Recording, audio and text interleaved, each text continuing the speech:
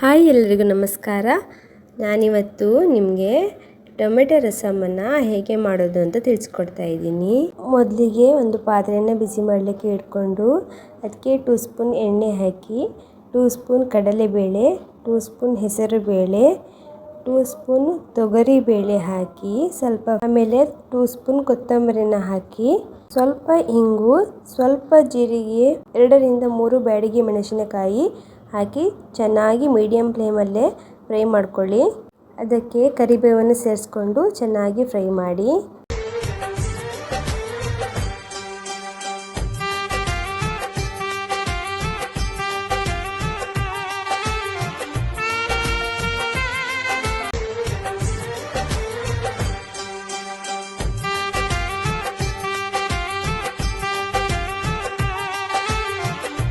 ಈಗ ರೆಡಿ ಮಾಡ್ಕೊಂಡಿರೋ ಮಸಾಲೆನ ಚೆನ್ನಾಗಿ ಪುಡಿ ಮಾಡ್ಕೊಳ್ಳೋಣ.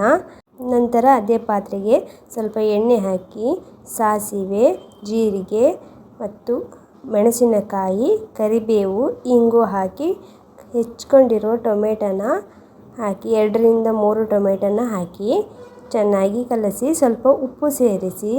ಉಪ್ಪು ಹಾಕೋದ್ರಿಂದ ಟೊಮೆಟೊ ಬೇಗ ಕರಗ್ತದೆ.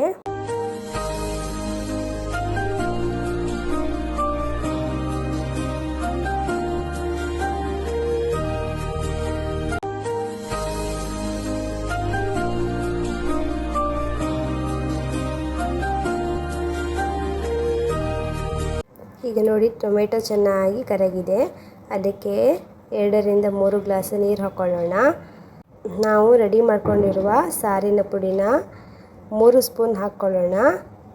ನನ್ನ ಚಾನಲ್ನ ಯಾರೆಲ್ಲ ಸಬ್ಸ್ಕ್ರೈಬ್ ಮಾಡ್ಕೊಂಡಿಲ್ಲ ಈಗಲೇ ಸಬ್ಸ್ಕ್ರೈಬ್ ಮಾಡ್ಕೊಳ್ಳಿ, ಪ್ಲೀಸ್ ಸಪೋರ್ಟ್ ಮಾಡಿ. ಈಗ ಸ್ವಲ್ಪ ಉಪ್ಪು ಮತ್ತು ಹುಣಸೆ ರಸನ ಸೇರಿಸ್ಕೊಂಡು ಚೆನ್ನಾಗಿ ಕಲಸಿ 5 ರಿಂದ 10 ನಿಮಿಷ ಬೆಂದರೆ ಸಾಕಾಗ್ತದೆ.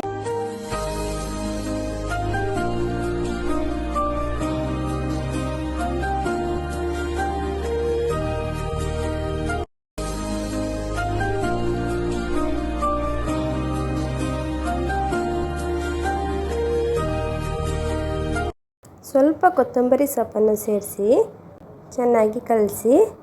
ಈಗ ನೋಡಿ ರಸಮ್ ಎಷ್ಟು ಚೆನ್ನಾಗಿ ರೆಡಿ ಆಗ್ತಾ ಇದೆ ಅಂತ.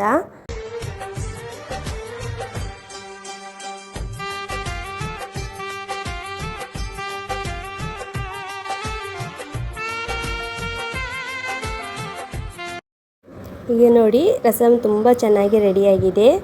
ಹೀಗೆ ಮನೆಯಲ್ಲೇ ಸಾಮಗ್ರಿನ ಹುರ್ಕೊಂಡು ರಸಮ್ ಪುಡಿನ ರೆಡಿ ಮಾಡಿ ಇಟ್ಕೊಳ್ಳಿ. ನಾನು ಮಾಡಿರುವ ರಸಮ್ ನಿಮಗೆ ಇಷ್ಟ ಆದರೆ ಲೈಕ್ ಮಾಡಿ, ಶೇರ್ ಮಾಡಿ ಮತ್ತು ಸಬ್ಸ್ಕ್ರೈಬ್ ಮಾಡಿ.